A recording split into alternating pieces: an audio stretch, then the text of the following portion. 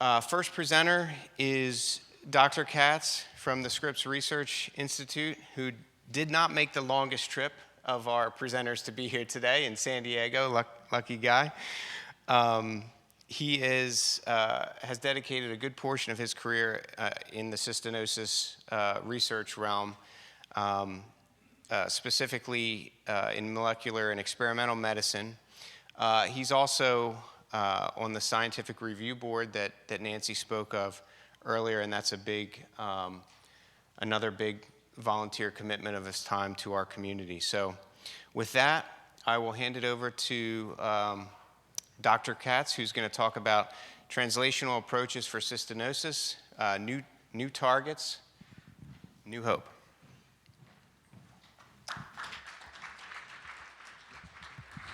That's good. Let me change this.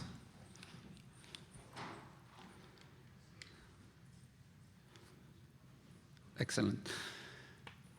Hi, everyone. Always a pleasure to be here. Thank you for the introduction, Clay. It's my pleasure to have the opportunity to present to you what we have been doing in the lab and our progress on cystinosis research. So our scientific approach to study this disease is utilize both humans and mouse cells models of the disease. And we do that with the objective of understanding mechanisms that may be defective or alter, and they are not that easy to identify in larger organisms. And once we identify those mechanisms, and they are mostly related to the lysosome, and you heard about the lysosome today, I'm going to go back to that. The idea is to identify small molecules, and by small molecules, I mean potential new medicines that will improve those defective mechanisms, and therefore improve both cellular function and tissue function in preclinical models, and hopefully in patients with cystinosis. So the idea of the lab basically then is from mechanism to medication, and that's the goal. The lysosome you heard today is the recycling compartment. This is a very important compartment, and recycling is very important for the cell because it maintains the nutrition or nutrients availability in the cell, and cellular function depends entirely from the function of the lysosome. If there is overload, the recycling is not efficient, as you can see through this picture, and if you ever try that, and I tried, they will not pick up your recycling. So you need to be efficient, and you need to decrease the overload in the recycling compartment. And what I mean by that, I'm going to specify in a different way, and it's in a cartoon way, and I know that you have been through this today, but it's a very important concept that Dr. Jenkins presented today, and I want to reinforce this concept. In healthy cells, macromolecules, including proteins, they are internalized into the recycling compartment or the lysosome, and the building blocks, they are separated by degradation of those macromolecules.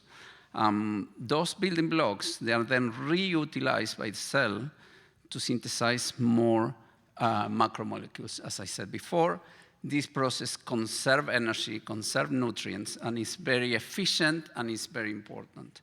In cystinosis, those macromolecules that are internalized into the lysosome, they get degraded, but not all the building blocks can be externalized or recovered, and in particular, the building block that is called cystine is retained, and this induces lysosomal overload and a downstream series of problems with the lysosomes. The lysosomes have multiple functions, and that overload affects many of those multiple functions of the lysosome.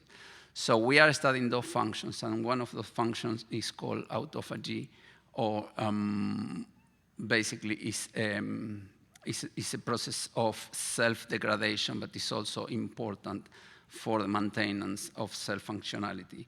As I mentioned before, if you have overload, the fate of those cells will be a defective cell or a damaged cell or a damaged tissue that is not going to be efficient in their function.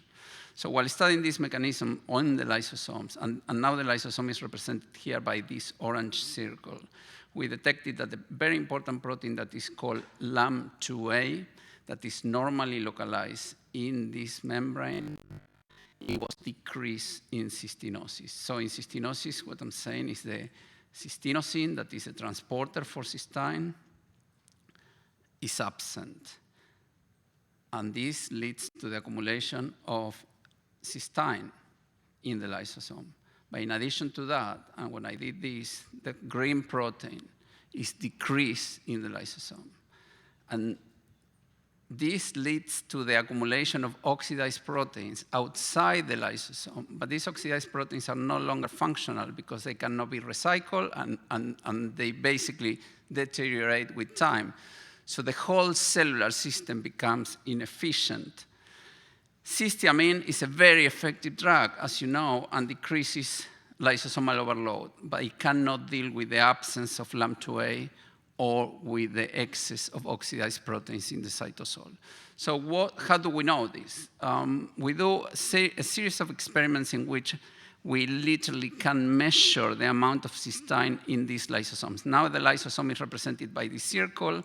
In control cells, you have very little amount of cystine accumulated, and as we described before, in cystinotic lysosomes, you have an enormous amount of cystine. Then you use cysteamine to treat these lysosomes, and that amount decreases. That can be observed experimentally. Now we do a second readout with the same experimental setup, so control cells, cystinotic cells, and cystinotic cells treated with cysteamine. What we're looking at now is at the presence of that protein that I mentioned before, LAMP2A, in the lysosomes. And they have to be co-localizing or localizing in close proximity to this other red molecule that we use as a marker of lysosome. That is, the name is irrelevant, but it's called LAMP1. So they are similar names, different functions. In cystinosis, what we observe is that that green protein is not close to the red one, and when we treat these cells with cysteamine, nothing happens. So cysteamine cannot repair that defect. Now, how do we know this? So our job is to make the invisible visible, and for that we use a very new technology, for example, super resolution microscopes. This is the most powerful microscope available nowadays. And we use that to study the localization of LAMP2A in green in the lysosome represented by these red molecules. And even the untrained eye can see that you have green and red in close proximity in the healthy cell, but the isolated green proteins in the cystinotic cell. So we use technology like this, not only to observe the defect, but also to try to repair this defect. We can also observe this in tissues. You heard today about the kidney and the nephron and the tubules in the nephrons. So if we take a tissue and we make a cut, can you see the arrow there? Yes, okay.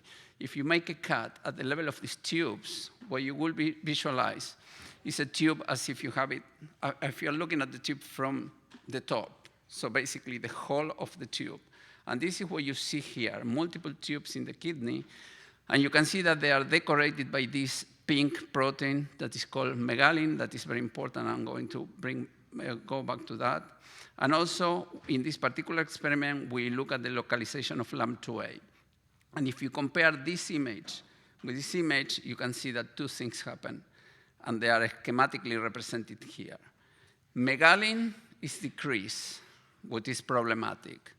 And the localization of LAMP2A is also altered. So there are two characteristics that they are related. And we know they are related because we did experiments in which we demonstrated that you need the stability of LAMP2A in the lysosome to be able to transport megalin to the apical area of these cells. So these represent the internal of the tube. And why is megalin important? It's because this protein, together with other similar proteins, what they do is they trap important molecules that if they are not trapped, they will be lost in the urine. And as you know, if those proteins are lost in the urine, that generates polyuria, and that also generates an imbalance with loss of nutrients and important electrolytes that then they have to be replenished through medication. So megalin is important, and now we know that LAMP2A is important also for the expression of megalin. How do we go about this? How do we correct this? So as I said before, we look for small molecules that can either increase the transport of LAMP2A to the lysosome, and that will be our target one. And we are now looking also at small molecules that can stabilize or potentially stabilize the lysosome, LAMP2A at the lysosomal membrane. Those are two different and independent approaches to try to correct the same problem. So using an experimental drug that is called QX77 or CA77, we have demonstrated that this increases the level of LAMP2A in the lysosome, and also this increases the level of megalin in the apical side of these important kidney cells. We have also used this drug experimentally in a mouse model of cystinosis. In this case, what we do is we fed this little guy with the drug, and for that, we mix the drug with Splenda, so they like it, and we give it in a form of gel. So basically, for them, they are eating jelly beans, they have a great time, and at the same time, they provide us with great information. So using this model, we can analyze the effect of these drugs at different times by taking samples from the mice that involve urine or blood or tissues.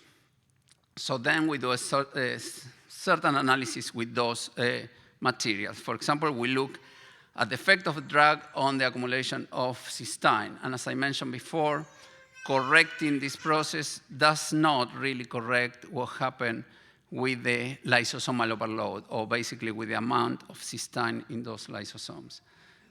And that's represented here. In a healthy tissue, you don't see cystine, cystinosis, there is accumulation, and in cystinosis under treatment, there is no difference. So this is the opposite of what we saw with cysteamine. But this is not a problem, because cysteamine does what it does very well. So potentially, these drugs will be complementing what cysteamine does. So when we look at proteinuria, here what we're looking is at levels of proteins in urine. In blue, for example, in this column, you see what happened with cystinotic mice that have been treated with vehicle or with control, not with the drug. But when they are treated with the drug, you see a decrease of the protein levels in urine, and this is represented here. So basically, healthy controls will not have any protein in the urine. Cystinotic controls will have increased amount of protein, and cystinosis or a cystinotic mouse treated with the drug will have a reduced amount of protein. So the drug works for certain aspects of the disease, including Repperin-Fanconi syndrome. So what's the problem with this drug? It's an experimental drug. Experimental drugs, take an experimental drug, from design to their utilization in humans take time, because there are several processes involved. First is compound optimization. So it's a chemical optimization of the drug until it fulfills the necessities or the characteristics that they are going to have no toxicity in humans, for example, or they will be absorbed or distributed properly, and so on. So we're taking a shortcut. We're not the only ones. There are many different teams in the world working on different diseases that they are using libraries from Food and Drug Administration approved drugs. So the idea here is to repurpose drugs that they are utilized for other things for the disease of interest. But it's not random. You cannot just try drugs randomly to see what works. So basically, you have to have basically a well experimental design to narrow down what are those drugs that can potentially work. And our design starts with a computational biologist, Aparna Shukla. She's in the audience here. You can talk to her after the talk. She uses artificial intelligence, or it's really computational biology, but basically, you know what I mean. And basically, because we know what is the target of this drug, and we know exactly where is the pocket where the drug binds, and we know other drugs that may bind, and they are also experimental, may bind to the same target and the same pocket, we can have a very good idea using this computational approach in where are the drugs that we are intending to use, where they are supposed to bind. So then we utilize libraries that there are collections of FDA-approved compounds, and we try them basically to see if they fit in the pocket that they are predicted to fit. And using this approach, we have identified several drugs that in theory, they will bind to that pocket. So the next step, now we'll narrow down from millions of compounds to around 100 of compounds. So now we can handle that amount of compounds in biological testing, and we go ahead and we do this biological testing for the same target. So this is not computational data, but experimental biological data, where you can see that all those compounds in green have decreased the activity of the protein of target that is called retinoic acid receptor alpha. Some of those drugs in those response assays, they are super effective. They have an IC50 that is promising, meaning that you need very little concentration to have the biological effect. And this is encouraging because the lower amount of compound you need, the less probability that those compounds are going to be toxic when you put it in the whole animal or in a human, okay? That was the first target. The second target that we're looking at is also computational. It starts with computational biology. And we're looking at the trimerization of the complex that forms LAMP2A in the lysosomal membrane. This is a very important tool because there is no other way that we could have figured out which compounds potentially can bind to this trimer formed by 3 molecules of LAMP2A. And also, we can choose where do we want those molecules to bind. And we want them to bind in the center of this trimer. Now you're seeing here the trimer from the top. And this is important because we think that these small molecules will have a higher probability to stabilize that trimer. So the idea now is to take those compounds, and we're doing some of those tests now in the lab, back into the cell biology assay to verify that that stabilization actually improves cell function. Okay, and now briefly on the third type of approach that we are attempting to utilize to improve cell function in cystinosis, we focus on a complete different subject that is inflammation, and this was mentioned today by Dr. Grimm today. Basically, patients with cystinosis and also with other lysosomal diseases and also with diseases that are not lysosomal related, cardiovascular disease and so on, undergo inflammatory processes, and they are always detrimental. They are induced or produced by excessive activation of our immune system. In particular, in cystinosis, we found that a white blood cell that is called neutrophil is hyperactivated. And when these cells are activated, they come out from circulation. So this is blood, and this is tissue. So when they're activated, they come out of circulation, and they deploy very toxic components that induce basically tissue damage, including kidney damage. We know that those cells are there because we can actually visualize them. Taking tissues from wild-type and cystinotic mice, we know that there is an increase of neutrophil infiltration, and we also know by using genetic studies that there is a signature of neutrophil activation. This is overwhelming, and I'm not going to ask you to memorize all these names, but when we look at this, we can see signatures of where those genes come from. And if there are, and not all the genes are expressed in all the cell types, and there are some that are very characteristic for neutrophils. So we can identify that. The other type of study that we do that is also a very new technology if we look at these cells individually in something that is called now single cell analysis.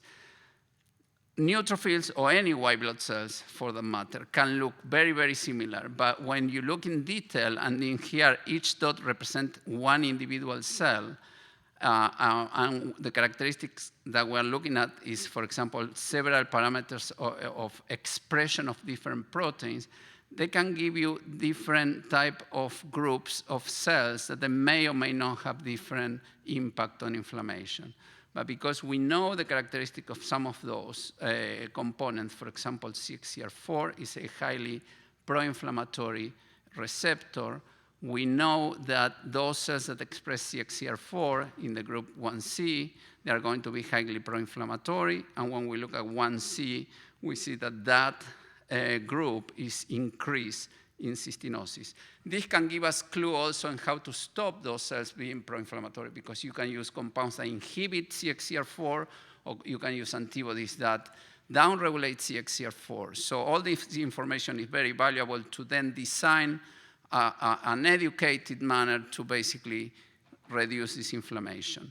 And finally, we know, because we know neutrophil biology, but anybody can see this, that these cells are activated. When the cells are activated, they change their shape. This is the normal shape, kind of rounded cells, and this one, they have a lot of protrusions. They are polarized. They are completely different, and you can see that.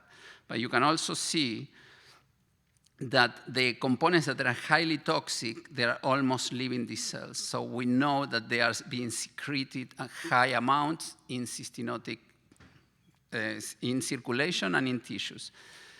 And the good thing is that we have compounds that are very effective in inhibiting this secretion. So basically also these compounds are being now utilized in our lab in vivo to prevent inflammation in cystinosis. So what I show you today, and I'm going to leave it here, is that we are trying to target many aspects of the disease to try to improve cell function and to decrease tissue damage. And we're doing this through understanding first the mechanism using different technologies that they are state-of-the-art, and then taking that one step forward, trying to use translational approaches to deal with those defects. And with that, I'm going to finish here. I want to first thank the Cystinosis Research Foundation. It has been a super pleasure to work with the Cystinosis Foundation and with their support during all these years, and the people in the lab. Many of them are here, and some of them, they left because they are analyzing the blood that we took this morning. So we are working in the shadows to try to figure out these things and to improve things for you guys.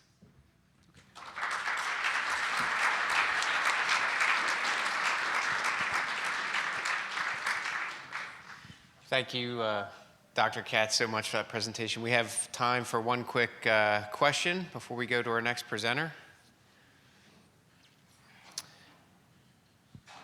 Yes, Stephen.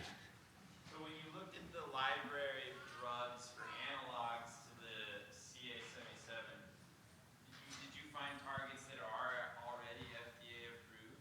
Yeah, we did, and either FDA approved or either phase 2 or 3. And we were very enthusiastic to see that one of those has been used for CKD.